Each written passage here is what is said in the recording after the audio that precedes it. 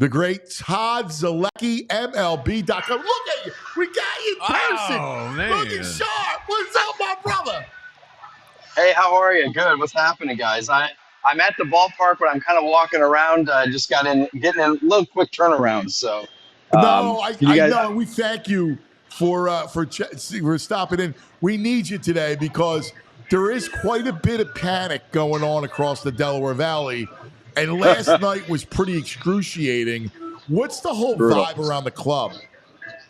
Oh, these guys are. That's probably about as frustrated as I've seen people in the clubhouse last night.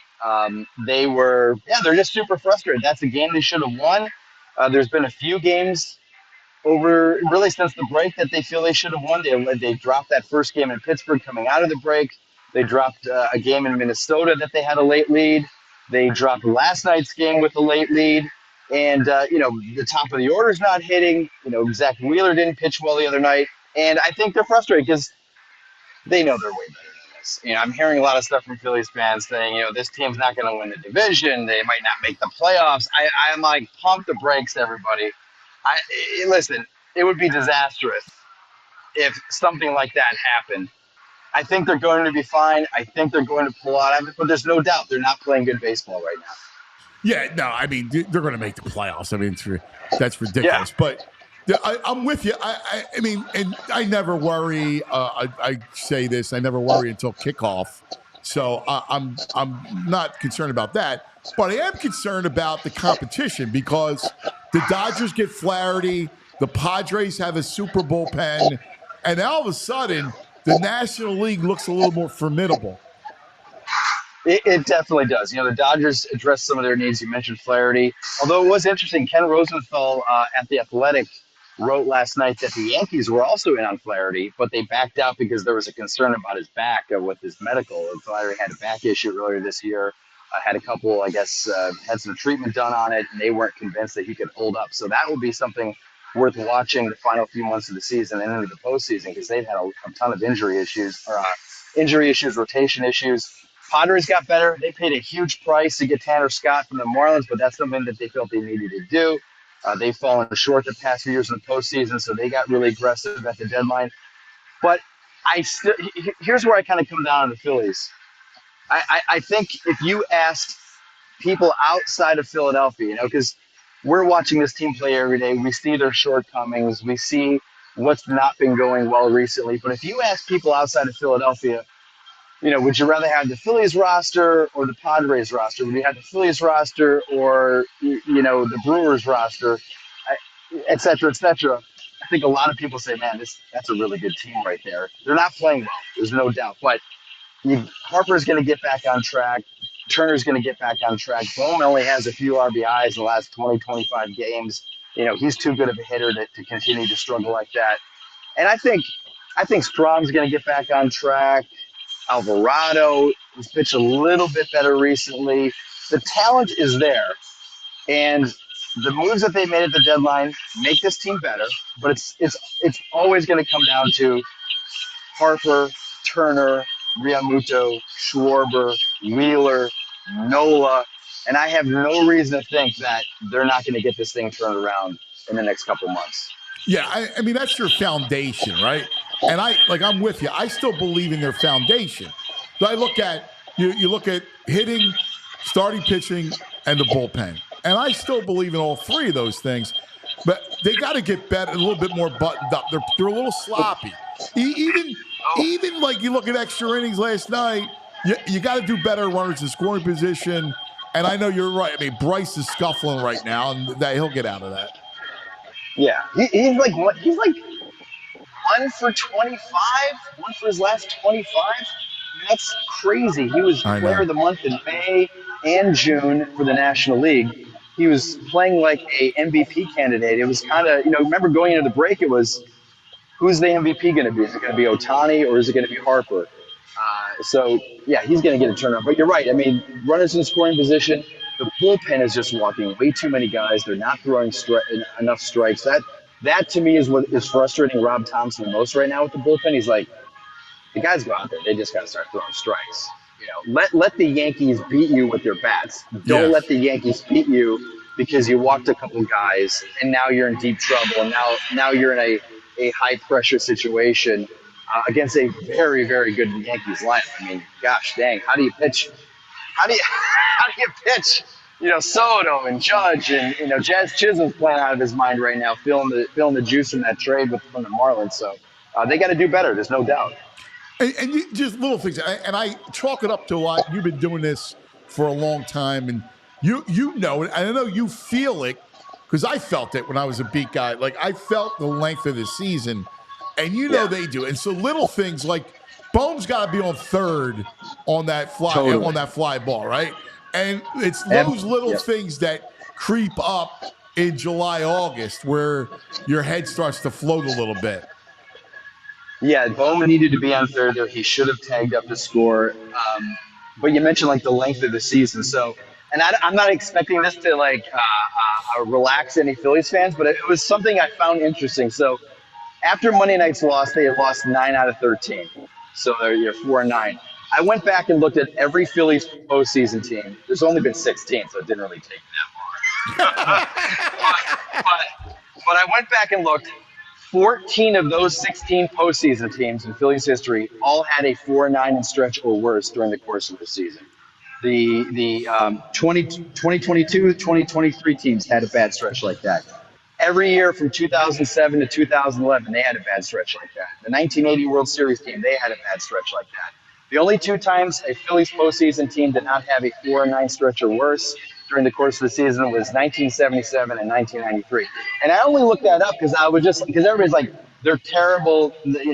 I've never seen a team play like this before. No good team plays like this. And I'm like, no, actually, every good Phillies team, almost every good Phillies team, has had a really bad stretch at some point over the course of the season. It might have happened early in April and May. Might have happened in the middle of the season like it is happening right now. Might have happened at the end like it did in 2011. I think you'd rather have them get it out of their system now if this is what this is. It's just what you believe to be a short period of time of bad baseball rather than what happened at the end of 2011, which is they're playing kind of bad. They're kind of coasting in. They haven't played a meaningful game in months, and then they kind of go into the postseason cold. So they just food for thought. And I'm not saying I'm not excusing the play right now. I'm just saying a little perspective sometimes in moments like these can kind of help people relax a little bit. Yeah, I'm with you. And again, I'm sure that if you go back and look at, World Series champions, teams that have been in the World Series, you'll see something similar like that. I just think that's a hallmark to baseball. Nobody plays at that kind of ridiculous clip for 162, except the Mariners, and they didn't win. Exactly. Think about the pace the Phillies were on. I think after they won that first game in London, they beat the Mets in London on Saturday. They had a over 700 winning percentage. They were on pace to win 113 games, and it was cool to think oh my gosh, could this be one of the best teams in baseball history? But now they're on pace to win 98.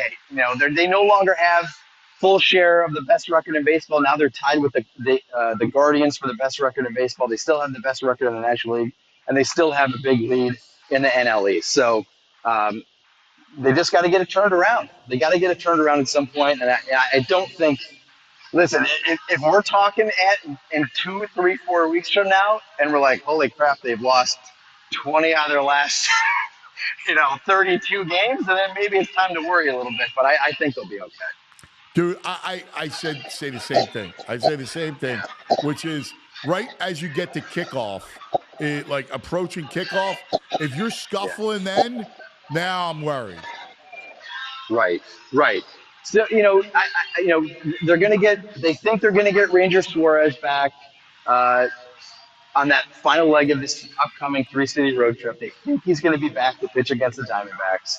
Taijuan Walker could be back at some point soon, maybe before Ranger, remains to be seen. He would take Colby Allard out of the rotation. I don't know. That will be interesting to me to see how well he does. Now, Rob Thompson, it's funny. Every time Taijuan Walker throws a bullpen or he throws a live BP, they absolutely rave about how great he's throwing. The velo's up. The splitter is unbelievable. The command is really good. We'll see.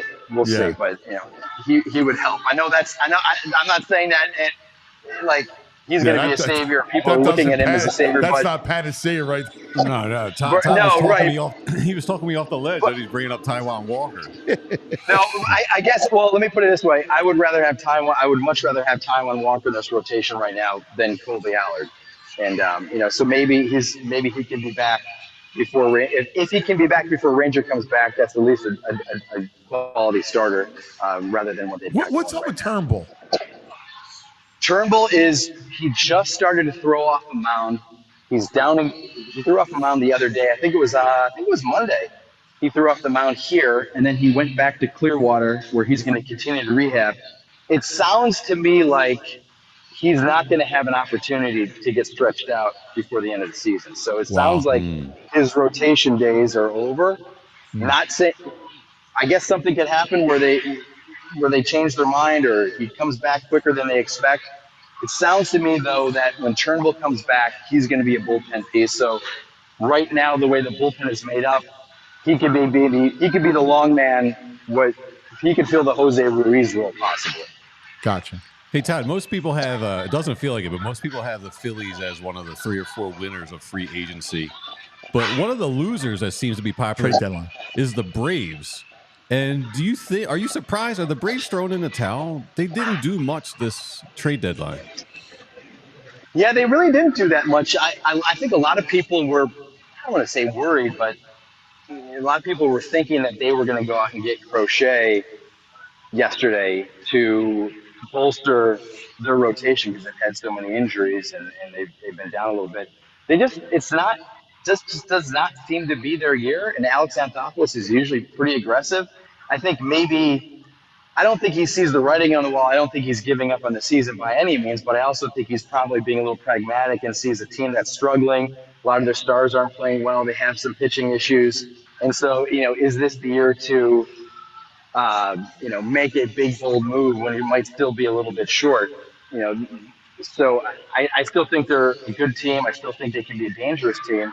And I still think this, if the Phillies ended up playing the Braves in the NLDS, I think there'd be some nervous Phillies fans going, I hope they don't, flip the table on us and, flip the script on us and take the Phillies down the NLDS. So that would be something to watch. But the Braves have certainly struggled. There's no doubt. Hey, real quick, Todd, and thank you so much, my brother. Did you hear, was Tariq Skubal being talked about? Like, was anything serious? Were they entertaining any offers in Detroit?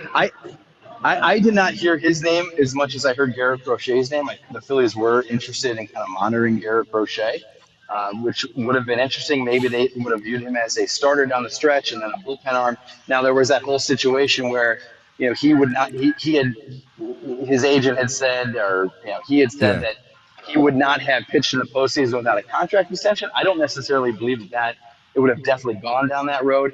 But I do know this, the White Sox were asking for a huge package of prospects in return for Garrett Crochet. And from the Phillies' point of view, that package started with Andrew Painter or Aiden Miller, one of their top 2 prospects. Wow. And then who knows how many other guys were in there that they would have wanted as well.